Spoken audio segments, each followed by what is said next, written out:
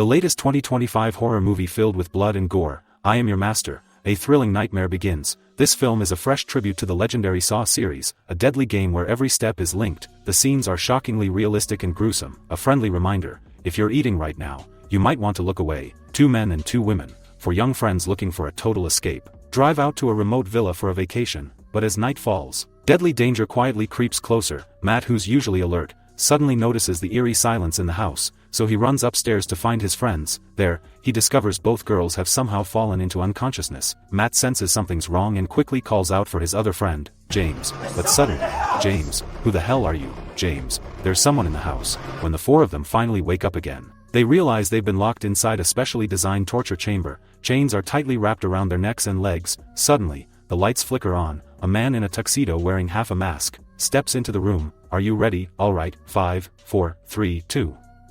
I'm your host. Welcome back, my dear audience. I've missed you so much. Today we're back with a new group of contestants. Let's take a look at them. We have the nerd, Matt, the dog lover, Melissa, the rich kid, James, loaded with money, and the curly-haired beauty, Anita, absolutely stunning. Then the mysterious host announces again. Before the real game begins, let's start with a little warm-up round. The rules are simple: rock, paper, scissors. The four, unable to resist, are forced to play along. When James and Anita both throw scissors, the host immediately declares, following the rule of ladies first. Anita ends up winning the round. Next, Anita is told to play a game directly with the host. If she can beat him, she'll receive a reward. Unexpectedly, Anita wins again. The host, thrilled, tells Anita to choose between two prizes, scissors or shooting. Confused and nervous, Anita instinctively picks shooting. But then, the host turns his gaze toward Melissa, who had played paper. He reaches into his pocket and pulls out a sharp blade. Ah, you little thing.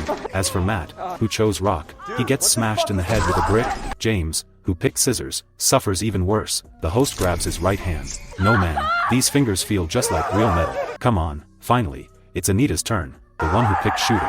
The host pulls out a handgun from his jacket, aims it straight at her, ignoring Anita's desperate pleas. Then, with a cold click, he pulls the trigger. A spark flashes from the barrel followed by a burst of flame. Turns out, it was a fake gun. Just as everyone starts to think Anita has survived the scare, the host smirks. I picked the wrong gun. Would you call that luck? Let's give them a big round of applause, shall we? Some time later, Anita, who'd been knocked out and dragged by chains, finally wakes up from her concussion. She sees James pacing anxiously beside her, walking back and forth, muttering complaints about everyone else. Suddenly, the lights flick on again. The host appears, holding a steel pipe. Standing right in front of them, he pulls open a nearby curtain, revealing a glowing roulette wheel, sparkling with tiny LED lights. Then he announces, next up. Everyone please share with our audience the worst thing you've ever done. When no one cooperates, the host presses the steel pipe right against James's crotch, ready to smash at any second. Terrified, James stammers and confesses, I crashed my car after drinking, but my dad took the blame for me. The host, unconvinced, believes James is hiding more. He twists the pipe upward and James's face instantly turns purple with pain.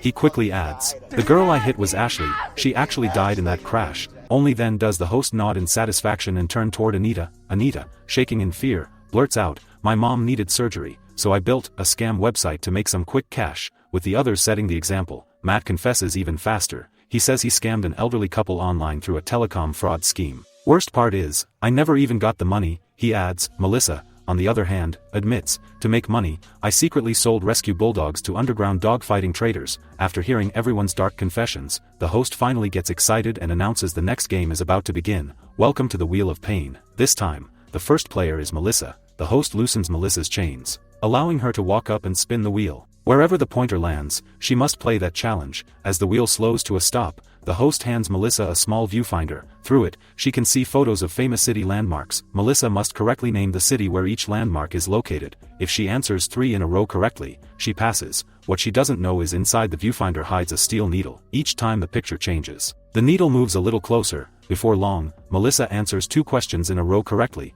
but the third picture is something she's never seen before. She takes a wild guess, Philadelphia. Instantly, the buzzer sounds, signaling a wrong answer. Melissa freezes in panic and her friends quickly beg the host, hoping he'll give her one more chance to try again. Surprisingly, the host seems quite easygoing and agrees without hesitation. One last chance, he says, pulling down the lever. Next, it's James's turn. When the host sees him refusing to cooperate, he kindly picks for him his favorite game, the terrifying power drill. The host pulls out a drill and hands it to Anita, signaling her to use it to drill a hole through Matt's ear. When Anita hesitates, he starts a countdown timer. If the timer hits 0 and Matt's ear isn't opened up yet, I'll do it myself and open everyone's ears instead, with no other choice. Poor Matt is the one who must suffer. I'm sorry, no, no. As that round finally ends, the host removes the videotape from the camera, heads backstage, and labels it before placing it neatly on the shelf. Then, without a break, he hurries back into the torture room. Announcing the start of a brand new game, the host explains that he once randomly interviewed 100 people, asking which part of their body hurts the most. He then made a ranking chart, and now,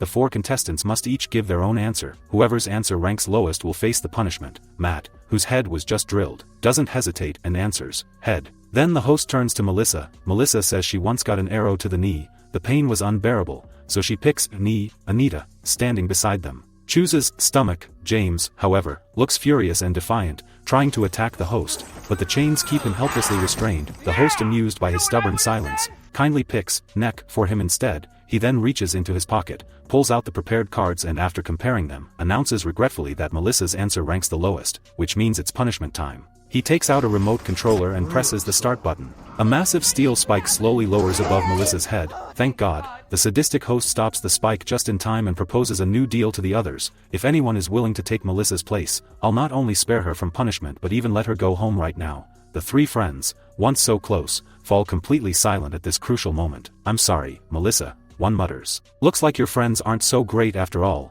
The host sneers. Anything you'd like to say to the audience? No, please no. And with that, the spike pierces through Melissa's head, splitting it in 2. The host, satisfied, removes the videotape. When he returns again, he's carrying a television set. On the screen plays a scene of another woman being tortured. As Anita watches the footage, something clicks in her mind. The host leans in close to her and suddenly lifts off his mask. Anita recognizes him instantly. He's none other than the once famous TV host, Barry, who was later disgraced for being involved in a child assault case. His reputation was ruined. Although Barry cleared his name in court, he did legally wash away the charges. Yet some ill-intentioned colleagues thought he had simply bought off the witnesses and even accused him of paying to silence people. One woman even threatened to claim Barry had sexually harassed her, hoping she might get a huge payoff. But Barry was actually a very kind, upright man.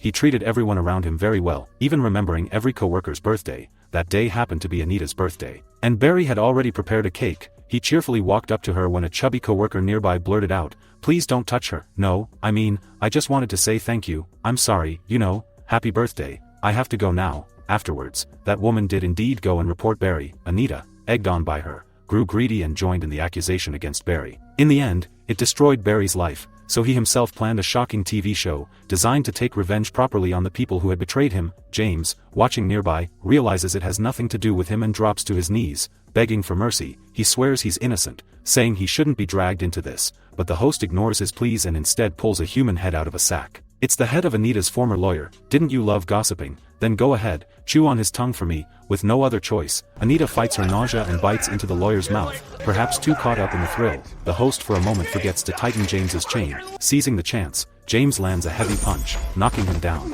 Just as James is about to strike again, the host slams an emergency button. A surge of electricity shoots through the iron collars on their necks, jolting through every one of them in an instant. The 3 remaining captives fall unconscious from the shock. When they finally wake up again, they realize they're now strapped to metal beds. Both James and Matt have fresh stitches running across their stomachs. The host, seeing everyone awake, quickly announces the game will continue. He tosses a knife to Anita, lying on the floor, and tells her that inside James and Matt's stomachs, each of them has a key. Anita just needs to cut one person open. If she finds the right key inside, she can escape alive. To save his life, James quickly speaks up, saying he's got plenty of money, and if Anita spares him, he'll give her a huge sum. Maybe his offer of cash worked, because Anita walks straight toward Matt, but what he doesn't know is Anita has secretly liked Matt all along. After staring at him for a while, she suddenly turns and walks up to James, then slashes open his stomach. Fighting her disgust, she digs through his guts, searching desperately. And finally, amid James's screams, she finds the key, but when she runs to the door, she realizes the key doesn't fit at all. At that moment, the host's voice echoes through the loudspeaker, "That's the wrong key, this door is magnetic." Then the host announces the rules for the final round, where only one person will survive in the end. The one who survives will be the only one to escape. As the host speaks, the chains binding Matt suddenly unlock. He first kneels down beside James, closing his friend's unwilling eyes. Then he picks up the knife from the floor and walks slowly toward Anita. The host, too excited to stay quiet, begins a countdown for the final round. 3, 2, 1. "There's something I've always wanted to tell you. I love you. Don't do this. Please don't.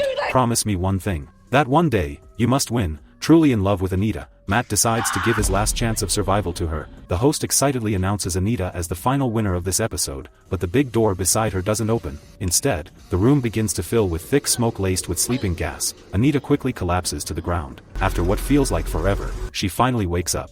The iron door in front of her is now wide open. She quickly gets up and crawls toward the exit, passing through a long hallway. She reaches the host's backstage area. Walking past shelves stacked with videotapes, she spots a sink. Her natural instinct for beauty kicks in. She dips her hand into the water and starts washing her face. Once clean, she continues heading out, but at the end of the corridor, there's another room. The terrifying host has been waiting there all along. He says that as the winner, she can take one gift from him, but there are 3 boxes, and Anita must choose the right one if she wants to escape alive. By now, Anita already realizes the host has been toying with her all along. She finally speaks softly. I'm the only one in the world who can bring Barry back. I can tell everyone that I lied. I can make your life normal again. Pick a rope, damn it, right now, pick one. Left with no choice, Anita randomly grabs a rope. As she pulls it open, what appears inside the box is a birthday cake. Barry happily starts singing a birthday song for Anita. Meanwhile, Anita quietly slips her hand into her pocket and pulls out the razor blade she secretly stole. Happy birthday to you. It's clear the host has put on Anita a collar rigged with a high-voltage electric device. He chains her up again, dragging her back to the room and ties her tightly to a chair. Then the host suddenly grabs her head and shoves it straight into the cake. Happy birthday. No tricks this time. I won. That's right. Now here's some good news and bad news. The host unfastens Anita's chains, announcing that she's now free. But the bad news is, this cake tastes a little off. That's when Anita suddenly feels a burning pain spreading across her face. Her vision fading into darkness. What the hell did you do to me? What the hell? As Anita gasps her final breath, the host finally puts his mask back on. Satisfied, he announces the show has come to a perfect end, but his twisted actions will never truly stop. From that day on, wherever there is injustice, there will also be Barry's terrifying variety show. Alright, that's all for today's story. If you enjoyed it, don't forget to like, comment, and share.